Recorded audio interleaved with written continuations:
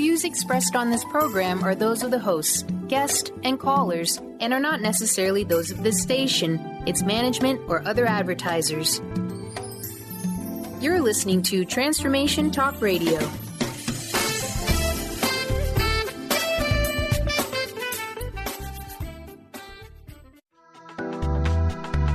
This show's audio was via a Skype call.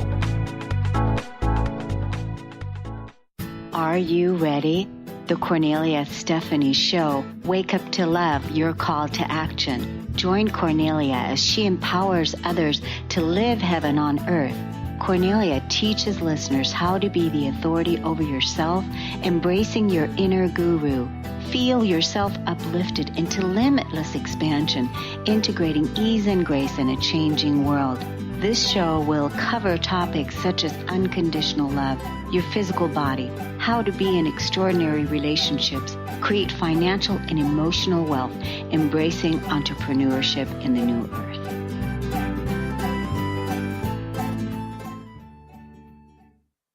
Hello, everyone. Welcome to the Kornelia Stephanie Show. Wake Up to Love, Your Call to Action. Global Galactic Actions for a New Earth.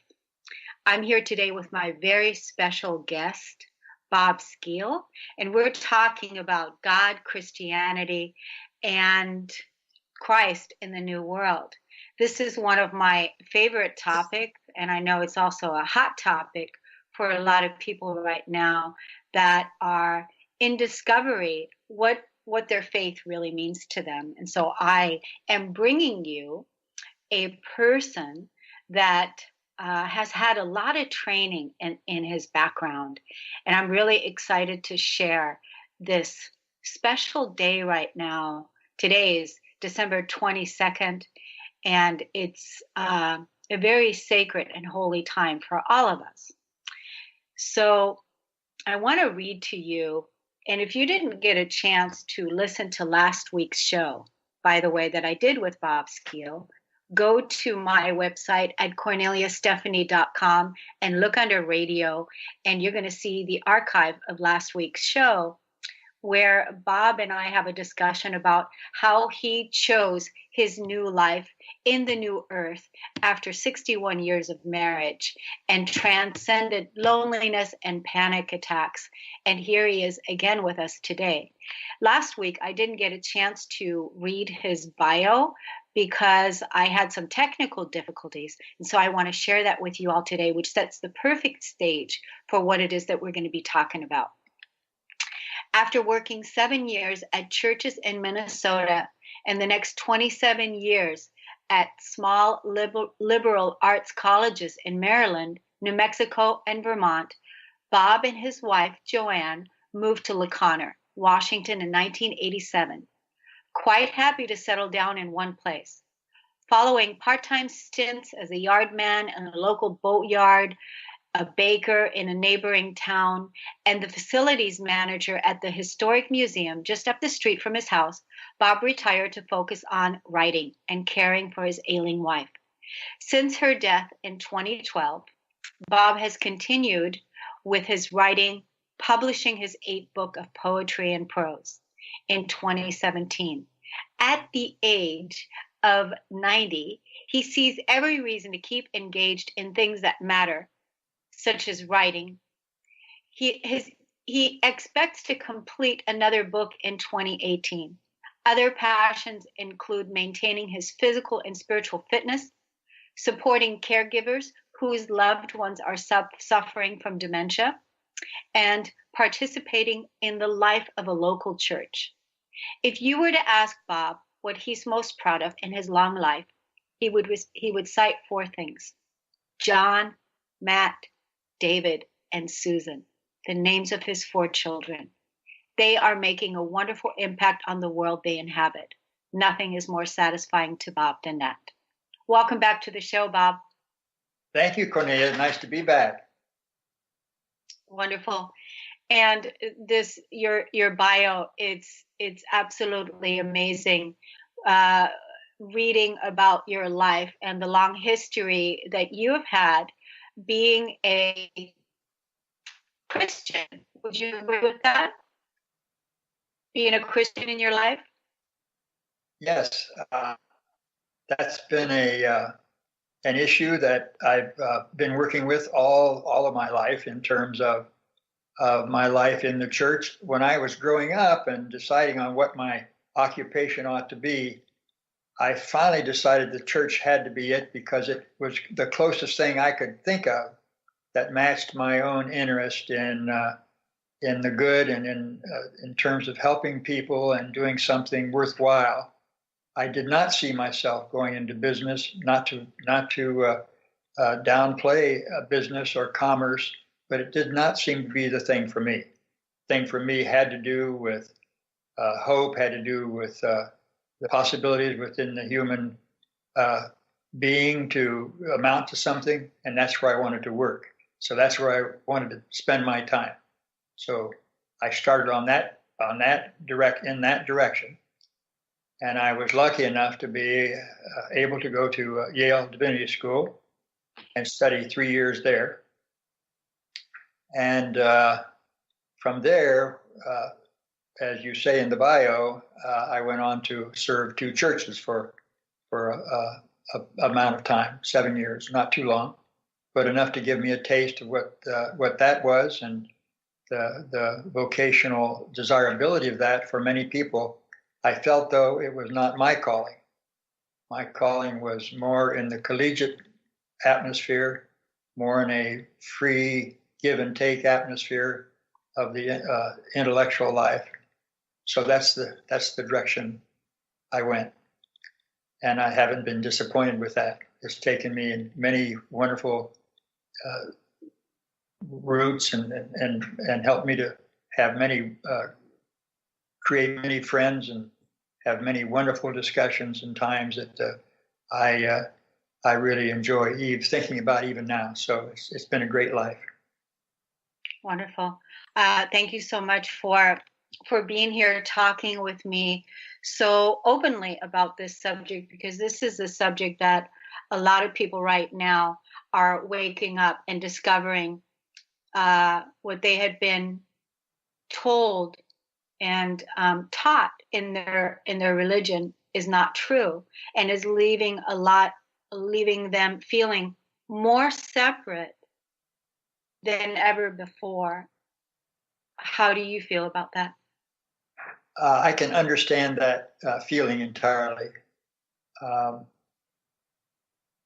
One of the things that I decided, as I said to you earlier, was to move out of the church. I think it wasn't because I was totally unhappy with it. It was just because it was not meeting what I wanted to get out of my working life. So I looked at the possibilities for myself and decided on the pursuit of the kind of life that would have me working with a younger set of people, college age, and that turned out to be a delightful experience to undergo. I think as I've grown up, as I've gotten older, I've made the same distinction that so many people have made between institutions and the spiritual life and institutional life. And I can understand why, in some ways, the institutional life does not provide the kind of deep satisfaction that many people hope to find there. And but that doesn't mean that people who feel that way are not interested in the inner life, in the spiritual life, and in trying to do something that to bolster that interest. And they have found that in many different kinds of things that there are available to them now outside the church. And but there's a lot of interest still in the church, and one of the things where that interest focuses is in what some scholars, others, historians are calling the change in the church, the change that's taking place within the church. There's a group of people who really think that the church is always undergoing change, that with the Reformation that was led by Martin Luther back in the 15th century, that was just one instance of it, but the church has always been continuing to change over time. And we're now, I'm told, undergoing another great change in the church, in the institutional church. And that change has to do with moving the authority, religious authority, from the institution itself into the authority that each person experiences in their own spiritual life. So the movement is from institution to the person. And this sort of corresponds to my own experience now. I have, as I said, grew up in a wonderful church situation with a large church, suburban church. I'm a suburban boy from the beginning. And I had all sorts of wonderful experiences in the church. None of the kinds of things I learned from others later who had not had a good experience in the church and had been, in fact, driven from the church. I did not have that experience. I had a very happy experience in the church and enjoyed it immensely. But the thing that I realized in this whole business, this whole journey of mine, was that the church was helping me to understand some important things about life. One of them was that to be a good Christian, to be a follower of Christ, it was important that you worked at helping others at any cost. The whole idea of Christianity was to be of service, starting with your neighbor. And that neighbor is, from what Jesus teaches, as you know from the familiar story, the Samaritan story, the parable of the Samaritan, that the neighbor is anyone who needs your help. And so I really grew up on that notion of being of service, and still regard that as a high calling. To be of service to others is a major thing. It should be in anybody's life if they want to experience the joy and happiness that they want.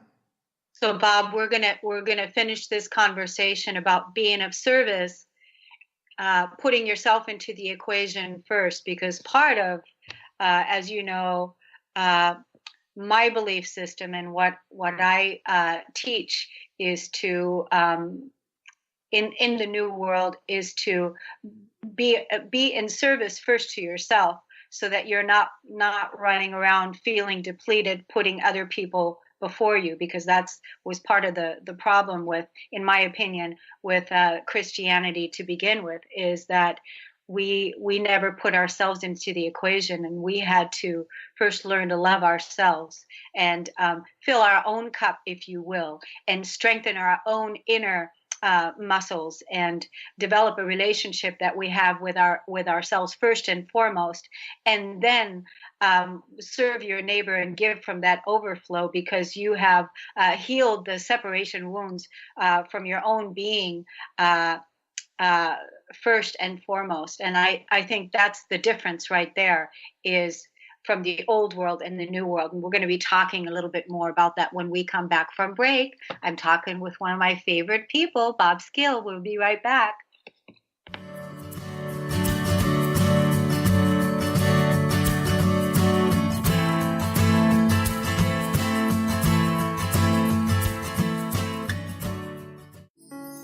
Are you ready to stop stress, anxiety, and low self-esteem from running your life? Join award-winning author Dr. Friedemann Schaub for Empowerment Radio and learn breakthrough solutions to switch out of survival mode and approach every day with great ease, joy, and purpose. Tune in the first and third Wednesday at 11 a.m. Pacific to Empowerment Radio with host Dr. Friedemann Schaub on Transformation Talk Radio. Visit thefearandanxietysolution.com to learn more. Knowledge Book Radio with Marge Fatasic has a special gift for everyone out there. To receive 3 chapters of the Knowledge Book as a special gift, send your email to mmjp99@gmail.com. That's M as in Mary, JP99@gmail.com now. to receive this fabulous, fabulous gift of the Knowledge Book. Gain powerful insight and practical tools to support you on your spiritual journey. Access your higher self and tune in every second and fourth Thursday at 12 p.m. Pacific to A Life Untethered with Andrew Martin and now co-host Jeremy Nudell. Walking the Path of Freedom. Andrew is a highly attuned, intuitive oracle, energy worker, spiritual teacher, and international radio host. For more about Andrew and his services, visit andrewmartin.energy. Integrate spirituality into your everyday lives on Universe Soul Heart Radio. Tune in each month on Transformation Talk Radio as Kathleen Johnson explores the concept of sensible spirituality, keeping you grounded, connected, and centered on the path to wholeness. Kathleen has dedicated her life to facilitating holistic healing and wholeness in others. Listen to Universe Soul Heart Radio and learn how to flourish, grow, and impact all we do on planet Earth. For more information, go to universesoulheart.net. Did you know that all of the shows on the Transformation Radio Network are available as podcasts to stream or download? Really? Check us out. Go to transformationradio.fm. We have business shows, spiritual shows, energy healing shows, and pretty much everything in between. Something for everyone, guaranteed to inspire, educate, and transform. We are transforming the world, one listener at a time. Interested in deepening your spiritual practice?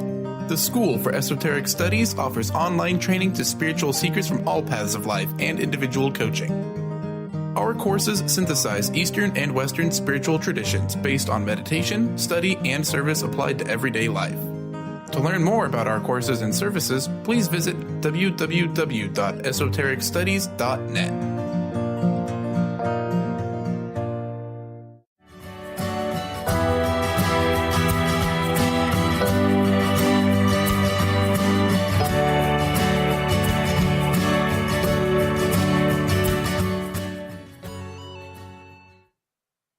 Everybody, thank you for listening to the Kornelia Stephanie Show. I'm talking today with Bob Skeele, and we're talking about God, Christianity, and seeing where you are in this in the equation in your own life, and where your faith is, and knowing that this whole paradigm, the religious dogma, is changing. And like Bob was talking about before the commercial, the church is changing. And just like our politics are changing, there's so many things that are changing that are asking for a higher state of consciousness, a higher state of our willingness to move into the truth of our being. And that's what I feel this entire evolution is about, is moving into the truth of our being, into our true organic nature. And part of our old world, we have always been, like we were talking about before break, we have always been serving other people from a place of a depleted state. And we had to learn how to first love the self, love ourselves unconditionally, love the wounds, love our past, love our life, love everything within our being back into wholeness. And that has been part of the inner journey. Wouldn't you agree with that, Bob? I was picking up on one thing you said, Kornelia, that struck me as really important to understand. Working from a standpoint of depletion is not something Christians understand. I didn't understand that. I did not think I was working from a place of depletion necessarily, because of the two commandments that Jesus really focused on in his ministry, short as it was first to love God and then to love your neighbor as yourself. And the idea, the concept of loving God has within it this potential for not allowing yourself to be depleted in terms of loving your neighbor. But that isn't what happened with me, and it's not what I see happening with many other people. But just to take my case particularly, experience I had was a depletion of a kind. Working in the church and working with wonderful people, I just didn't feel that was where I belonged, and I didn't feel that the college work was giving me all the satisfaction that I wanted either. Though I worked very hard at it because I was working at a literary level, an intellectual level, trying to master my craft from an academic point of view, and that really worked out well for me as far as it went. But my feeling was it didn't go far enough. I still found myself vaguely dissatisfied and wanting to do more, and with my own life and feeling more satisfaction from it. So that led me finally to begin to think about the mystical life, which I had studied academically and which I had looked at, but I had not thought to take personally. Where I was working was in my own life in the 50s, and when I was in my early 50s and middle 50s, where I was beginning to suffer physically, which a lot of guys my age, at that age, will experience. And I realized that I had to do something, and did do something about that, which was a great point of change for me. But again, it was physical. It was answering a certain need that I had. And I came up with a statement, because I wrote a lot about this, and that there was one thing that saved me. I even used that term. The one thing that saved me was the fact that I started running. If I hadn't started running, all sorts of things would have happened, because I was addicted to my caffeine, and I was addicted to my pipe, and oh, how I love those two things. Nobody was more addicted than I was, and I overcame that by running. And I thought, wow, what a wonderful change that was, but still something was not the way I wanted it to be. So when I came out to La Condra and had this wonderful life here in this beautiful section of the United States with mountains and water, and enjoying my life with my wonderful wife, and then even beginning to write, I still realized that there was something missing. By the way, it should be pointed out that in all honesty, I was not attending any church during this period. From the time I moved to La Condra for 25 years, I did not set foot in a church. And it was partly because I just felt that wasn't what would help me at the point where I was. Then my wife died. That was a shakeup for me. That was a turning point, which I talked about last week, which drove me to my very knees in terms of what I needed to do at this point, because now I was really lost. I was really not able to see where I went next, and so I decided that I had to work with getting myself back together, and by organizing my life in such a way that I had a goal. I was, as I said last week, I did not want to go on like this, not knowing. So I asked myself, as a widower, what do I do now? What do I want more than anything else? And I felt that was both to love and be loved.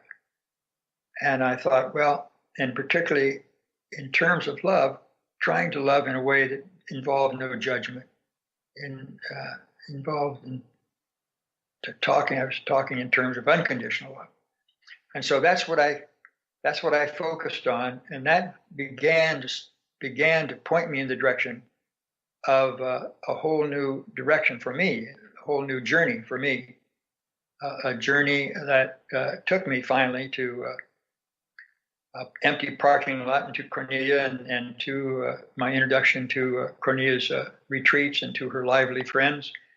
And that led me to a whole nother part of my life that, in fact, had been missing. It was the life of the heart. It was the life of the spirit. It does not mean I was abandoning my mind, far from it. It just means that I was bringing my heart up to equality with my mind, giving it some room in my life, in my thinking. And I'm still working with that concept now. It's, I think I've made some headway to the point where at least I'm beginning to feel somewhat at home with myself, because I'd never lived alone. until after my wife's death. And now I'm beginning to find another partnership in my mystical relation with God.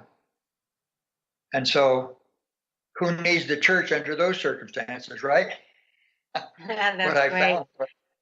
What I found was that as I began to develop the spiritual life, thanks to Kornelia, I discovered that I was more interested in the life of the church. So I've come back where I started. I'm now a member of the small local church, 67 members, I think, but a sterling place with a lot of wonderful things happening. And I feel right at home there. I do not always feel at home with the old theology that comes out sometimes in the hymns we sing and other particular rituals that I find just need updating seriously. But other than that, I'm feeling okay with that as I develop my own spiritual life. And I think it's been remarkably good that I've been able to focus now on myself, which I started out thinking was, given my Christian training, a form of selfishness. To focus on yourself was the last thing you focused on. Yeah. Now I'm saying, Kornelia, it's the first thing you focus on. Yeah, and that's the difference. That's the difference between the old world and the new world, is that you have put yourself into the equation now. And actually what you're doing is going back to church. You're bringing God to church instead of going there looking for God. You're coming to the church and bringing God. The consciousness of God, the consciousness of Christ within you is being brought to church so that you can help elevate some of those outworn, outdated belief systems that religion has had a ceiling and have not moved beyond that ceiling. And that's what I see you doing, because I'm witnessing you in this expression, and it's absolutely amazing watching this unfold. That's why I know that you're bringing your godliness, your consciousness to the church. And I just think it's a wonderful thing. Everyone is receiving the blessings of that. And so guess what? We're going to take another break. It's just amazing how fast 15 minutes go by. And while we're on break, I'm going to be talking about, you actually, Bob, have been helping me over the last 3 years. You have been helping me anchor in heaven on earth. You being the masculine energy and me being the feminine energy. And what does that mean? So for the last 3 years, I've been writing these daily messages, and you've been editing them. And through our experience, our collaboration and our co-creation together, we've been anchoring in the highest form of consciousness from the masculine perspective and the feminine perspective within our own being, and then also together. And it's just been an incredible, incredible journey. I'm so grateful for that. And so on January 1st, which is what I want to talk about now, I am inviting the public to join in this Keeper of the Garden, in this course that I created. And so I want to pull it up so that I can invite other people to join us on January 1. It's called the Keeper of the Garden, so that you can lay a rock solid foundation, that you can lay your foundation on peace, because the peace begins within yourself. You being the peace yourself, you bringing that peace to the world. And the more people that realize that peace is an inside job, the world is an inside job, because that's where it begins, in our communities. So on January 1st, from January 1st to January 21st, I am inviting the public to join me with this e-course, and I want to tell you a little bit about it. The e-course is a 21-day Keeper of the Garden course, which begins January 1 through January 21. So start your year 2018 off empowered and ready to take on the world. You can purchase one for yourself or give one as a gift. There's one for $27 or two for $40. I want to tell you a little bit about, over the next 21 days, you will be shifting your paradigm so that you do not need to take your karmic past into your future with you. With your willingness and the guidance of this course and the 3 conference calls that I will be facilitating, you will be identifying and releasing anything from your life that holds you back, and any negative emotions such as anger, resentment, sadness, shame, anything that keeps you from living in peace and joy, because every day begins with an expression of gratitude, all in the comfort of your own home. You are the keeper of the garden, the inner garden created by you. This experience will change your life, and you will be amazed at how wonderful you feel making peace with your peace. You choose to seed your garden with love.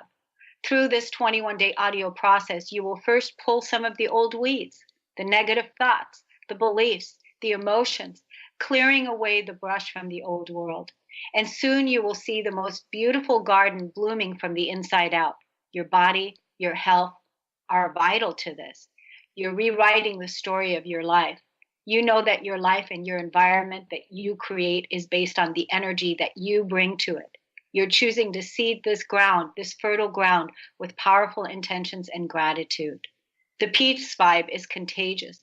Daily gratitude, raising your vibration, includes 21 MP3 recordings with a workbook and processes on how to change your beliefs and work with your emotions. And at the end of the 21 days, you will believe the following about yourself. I am safe. I am creative. I am confident. I love myself. I speak my truth. I claim my intuitive knowing. I am unified. I am whole. And there is so much more. You can find out more about this course at KorneliaStephanie.com and go under course, and it's right there for you. So I thank you so much for being a participant in creating peace on earth. And so now I'm back with my guest, Bob Skeele, and we're talking about peace on earth. We're talking about unconditional love. We're talking about Christ and the church and finding new ways of living and being. Thank you so much for being on the show today, Bob. Thank you, Kornelia. It's always fun to have time to talk with you. Wonderful. And so now you were saying that you just recently started attending the church again. And bringing your God self to the church. Yeah, I hadn't really thought of myself that way, but that's a interesting way to think about my life in the church now. I suppose it is different than when I first started out, first tour of duty, which was for 7 years in 2 churches in Minnesota, which was a wonderful thing in itself. But I certainly wasn't thinking at that point of bringing any sense of godliness or where I was to the church, because I didn't feel I had anything to offer at that point. I was just in the learning stage. Now I'm at the other end of that continuum. And yeah, it is true. I am bringing something to the church, I feel. But at the same time, I'm learning as well, because the minister there and many of the people there in leadership positions are providing me with a lot of wonderful insights about life and about their place in it. And so that's helping me as well.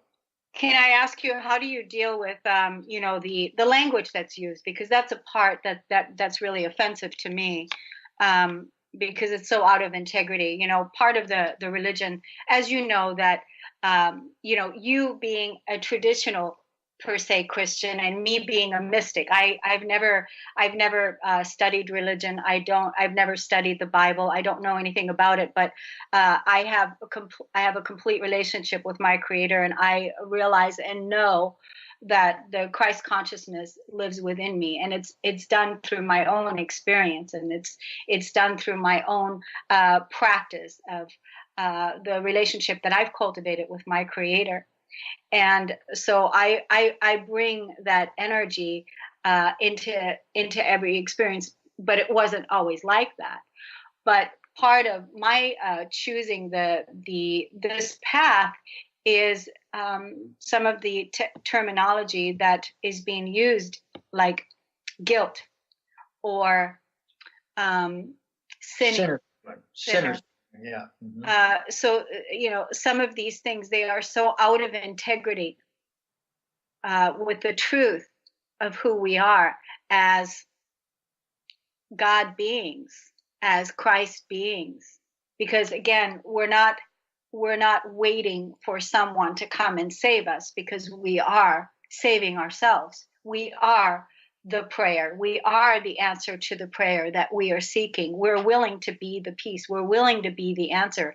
We're not waiting for God or Christ to come back, because we already are. We already are back. And so some of that terminology that's still being used in the church, like being a sinner or guilt, how do you deal with that? Yeah, I think a lot of it, Kornelia, is just the terminology.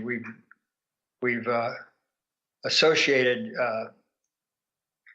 bad feelings with certain terms, and I think to a certain extent that's okay. That's understandable. These terms deserve a bad rap in some way, but when you begin to understand the dynamic behind it, it's just a different word for the same kind of reality that we experience all the time. For example, if you tell me from your mystical position, and by the way, I think of myself as a mystic too, a traditionalist and a mystic. I'm not sure what I do with that, but anyway, I walk back and forth across the bridge from traditionalism to the new earth, and I'm really happy moving back and forth like that. But when you ask me that question, that I know what you mean, because the minute I hear the term sin, I see that taken as a state of being for many people, and I think that is not the best way to see oneself. I think it's important to understand what that term means, and what it means basically, fundamentally, is separation from God. And so when you see it in those terms, it's an understandable term. It is something that's a single word to express a reality that you feel as well, even using your terminology in the New Earth, which is separation from God or separation from Source. And so there is that issue. But I really am quite happy to eliminate the term sin from my vocabulary anytime I have a chance to, because it tends to be negatively received. It does not help to be called a sinner. It does not help at all. I love what you said, that the way that you're seeing it, that sin is separation from God. And since that is a core wound, it's a core wound of, because most people, what is it that they really want? They really want a connection with their Creator. They really want an intimate relationship with God, not feeling betrayed by God, not feeling abandoned by God, not feeling separate from God. That's part of the old emotional energy that we're releasing out of our physical bodies. Right now, all this that is up on the surface is coming up so that we can whole and heal and unify within our own being and feel the unity. Because the truth is that we have never been separate from our Creator. We have never been separate. It's only the feelings that we've had. It's only the conditioning that we've been brought into to look for the Creator, to look for God outside of ourselves, to wait for us being saved, to wait for the second coming, to look outside of ourselves, when the whole time you've been here, this whole time. You have been here. God has been here. God is always here. There's, I love what you're saying, Kornelia, and it reminds me of one thing I always remind myself of all the time, every day, as part of my meditation, as part of my effort to try to live spiritually. And that is to remember that we have choice as people with free wills. We have a choice about whether we want to do anything or not. If we want to be spiritual or not, if we want to pursue spiritual truth or not. And I'm really, I think the use of the term choice, that we have a choice in all that we undertake, is really an important thing to understand. And at one point, I came I came to the conclusion that I have a choice and I'm making it. A new choice that I really hadn't made ever before. And that was the choice to see myself as a child of God. That is nothing special when you think about it. That is an effort to describe how I see myself in relation to the universe. I see myself as a product, like everyone else, of the evolutionary progress that we're making as a world. I see myself as part of that evolution, and I see as part of that evolution that I am as they say in the Old Testament, in the book of Genesis, made in the image of God, and that as such, I have certain characteristics that are important to understand. I have the ability to love. I have the ability to create. I have the ability to heal. And I feel that what's important for me is to be conscious of that and try to both speak with gratitude about the fact that I do possess those things, and then to do all I can to tap into those capacities and to make some of it. And so I'm seeing in that connection, my definition of God then becomes much more internal, much more meaningful to me. It's not an abstract form. It does not take an abstraction. It is an internal thing that is seen in terms of force, in terms of energy, in terms of light. And the whole concept of God as a being out there someplace it completely evaporates. It's all within me now. Given by God, to be sure, but part of the evolutionary process. So my whole feeling now is, my offering to the church, if you will, is to pull God inside as well, and to make it part of my life and part of every other person's life within the body of Christ, working from the inside out, and not be preoccupied. Yeah. I love that. And like I said earlier, everybody bringing God to the church. It's wonderful. It's wonderful. And imagine if all the people were thinking that at church, were feeling that they are part of God, they are children of God, and they're now bringing that to the community, and everyone being awake and using their energy, their light, their love to create amazing things in the world, instead of feeling so bad about guilt and sin and all the other dogma that that's just heavy and old and needs to be left behind. And that's part of the reason why all of that is changing. And so I want to thank you for bringing your mystic to the church and assisting them in their evolution as well. We're going to take a break and we'll be right back.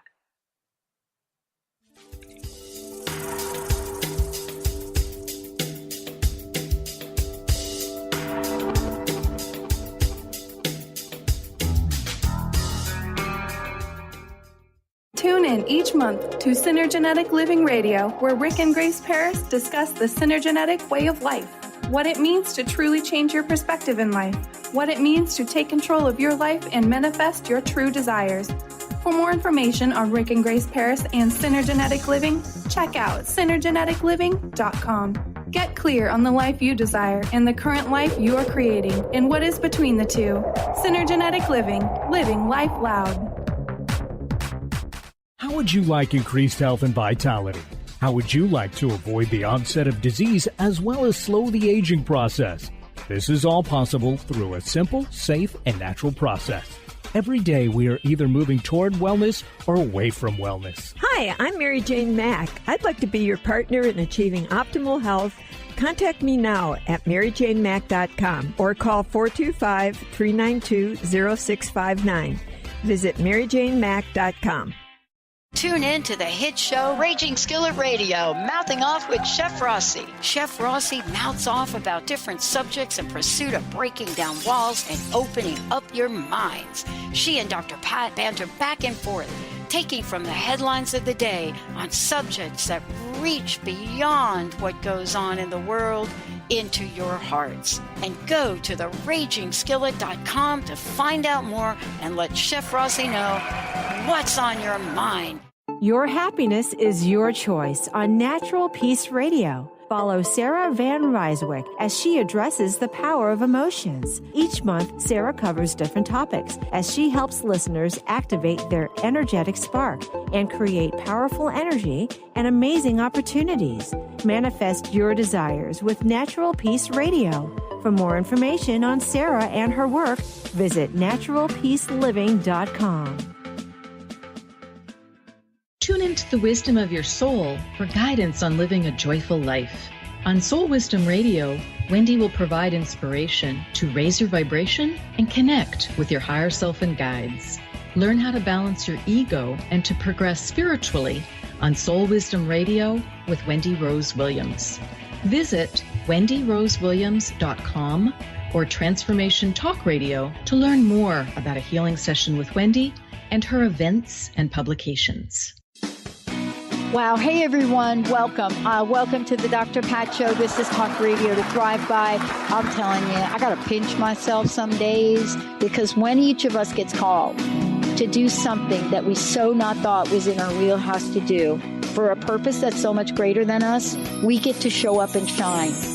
If you would like to show up and shine on the Dr. Pat Show as a co-host or sponsor, send us an email to inspire@thedrpatshow.com.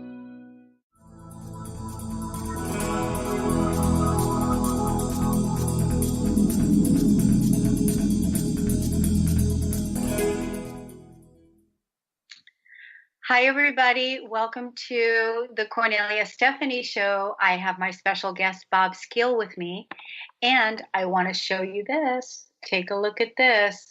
This is a $100 bill, and I want you to call into the radio show right now at 1-800-930-2819 because I want to give this $100 bill to you. So give us a call at 1-800-930-2819, and when you call in to claim it, I'm going to tell you exactly what to do to get it, okay? And so the other thing I want to bring up is I have a few events that are coming up next week that I want to remind everybody about. Yesterday, I received a phone call from the senior executive producer of the Dr. Pat Show, and she invited me to, if I wanted to be a host for the Dr. Pat Show next week, Tuesday at 11 a.m. And when she called me, I said, wow, I had to look at my schedule to see it's the day after Christmas. And I felt like it was such an honor that I was invited to step into the shoes of Dr. Pat and host on her program. So last night I put together this show, and I want you to put it on your calendar and join me next week because I'd love to have some audience participation. So this is what I wrote out. All hearts on deck as we bring closure to 2017, making peace, offering forgiveness and compassion for all the challenges that life brought us. Kornelia will lead a powerful collective release process so that we can usher in our shiny new blueprints on a clear foundation. There will be a guided meditation so that we can build our new world on the principles of peace, balance, and joy. Kornelia will invite you to choose your highest reality that you're ready to live and take action on in practical ways, knowing full well that you are the creator of your reality and you're not settling for anything less than the best for yourself. You're ready to manifest the miracles you came here to experience and live the life you dreamed of. Call in at 1-800-930-2819 next Tuesday at 11 o'clock and share with the world your voice, what you're grateful for, and your new word for 2018. That's on Tuesday. And then on Friday, I have my show that runs every Friday, 12 noon Pacific time. And I'm bringing on the author of The Magic of Finding Love and Peace. Now take a look at this book. This book is absolutely incredible. It's got so many beautiful images, and this is so much information in here about angels, about magic, about peace, and it needs to be on every coffee table. Tom Lombrazzo and Caroline are the authors of this book, The Magic of Finding Love and Peace. And Tom has generously offered all of the listeners that are going to tune in next week to the Kornelia Stephanie Show a copy of his book. Up to 100 callers are going to receive this absolutely fantastic book next week, and including shipping and postage. He's going to take care of it free of charge. And I want to, let's see if I have his information up about what we're going to be talking about. Let's take a look here. We're going to be talking about his experience, about what his experience is, and his life about finding love, magic, and peace. And he's going to be giving our audience a copy of his book. So next Friday at 12 noon Pacific time, make sure you tune in and go to CorneliaStephanieVIP.com and join my online membership portal, a global online community, a place for you to share your brilliance, share your gifts, and be part of co-creating heaven on earth together. And so now my guest, Bob Skeele, and I were just about ready to wrap up this show. We're going to talk about, I have one more question for you, Bob. And there's many more, because I want you to come back again and again, and we can talk about this subject and many other subjects as well. What religion is better?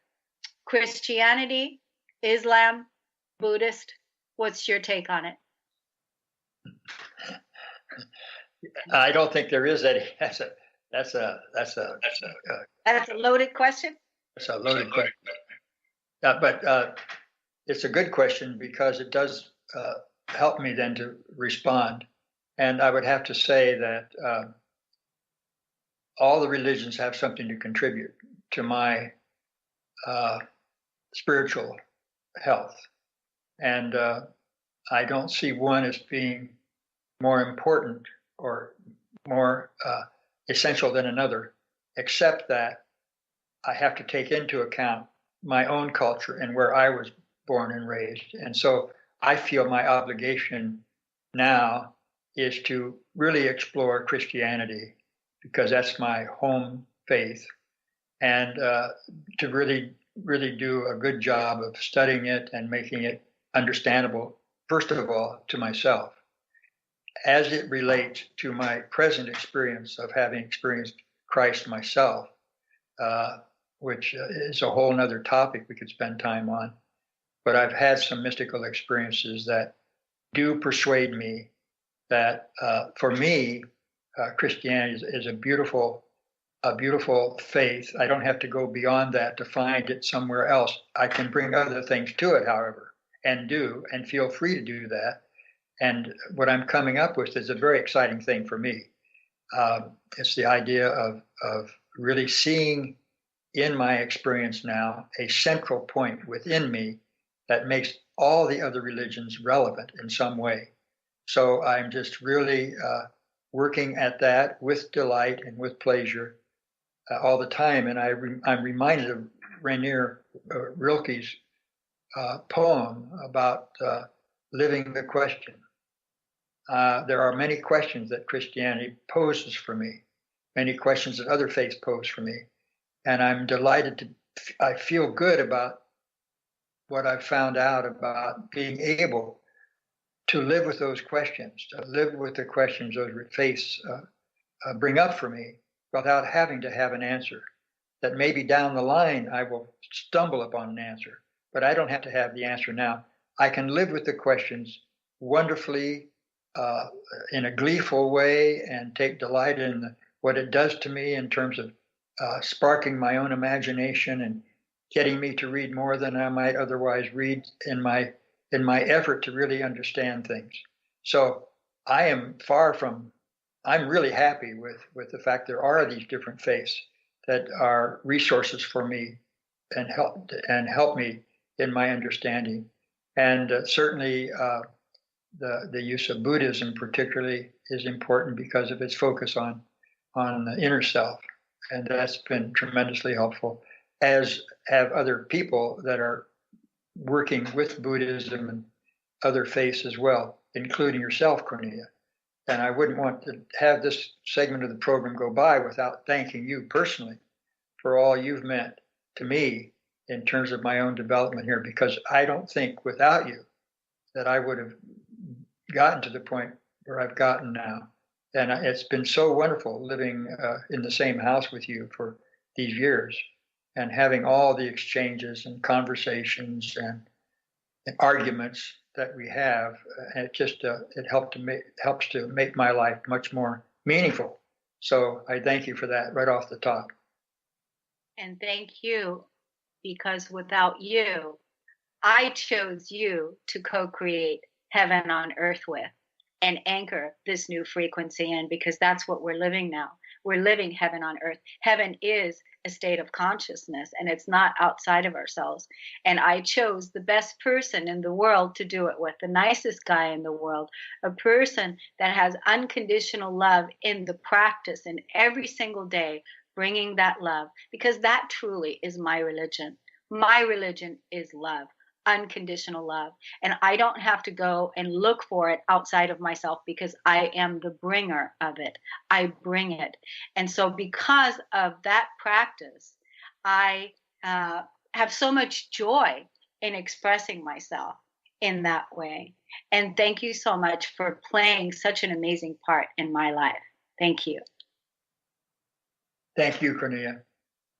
So let's see, I think we still have some time. It's amazing that no one has called in to claim this $100.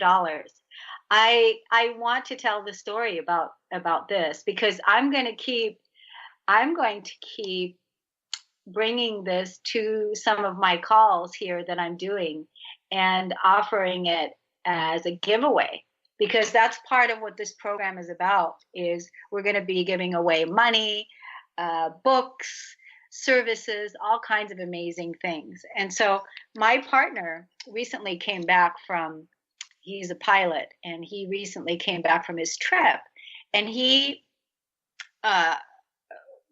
received a gift of $100, and he had given this gift. He was giving this gift to me. He was giving away this $100 to me in appreciation, just because. And it was just such an incredible thing. And he also gave $100 to Bob. And so, that was just an amazing thing to witness, because I saw him give $100 to Bob, and he's giving $100 to me just to give. It was actually $102 with a $2 bill in there too. And then Bob right away turns around and gives me his $102. And now I'm the receiver of $204. And trust me, ladies and gentlemen, there's so many things that I have that I could be using that money for and spending that money. And I want to do the same thing. I wanted to pay it forward, and I wanted to give it to one of you. And nobody called today. So now I'm going to be bringing it to another call. And yeah, but what a wonderful way to share this experience out. Wasn't that a fantastic experience for you also, Bob? It really was. It was wonderful for Brian to come back and to spring this on us. It surprised us. Such a wonderful gift. He had been gifted, and he in turn gifted us. And there's a principle in that I really love. It's just the giving that keeps on giving, and the wonderful fun that you have in that whole process. I just told you the story today of the $20 bills, and the same kind of thing that has gone on. Just a story after story just comes off from that initial gift, and it's just a wonderful way to live. It's a wonderful way when we're giving from a full cup. We're giving from a full cup, from an infinite flow of abundance, the abundance and the truth of living in our integrity, and that is in alignment with divine will, higher will, living from our heart. It's been a wonderful conversation with you today. You're one of my favorite people, and I love you. You're one of my favorites. Love you. Okay. We'll see you again soon. Happy holidays, everyone. Thank you so much for listening. You've been listening to the Kornelia Stephanie Show, Wake Up to Love, your call to action. Tune in each week on Transformation Talk Radio. Kornelia's joy is to engage others in practical ways, showing us how to live in the new earth in harmony with our true nature. For more information on Kornelia and her extraordinary work, or to listen to past shows, go to her website at KorneliaStephanie.com.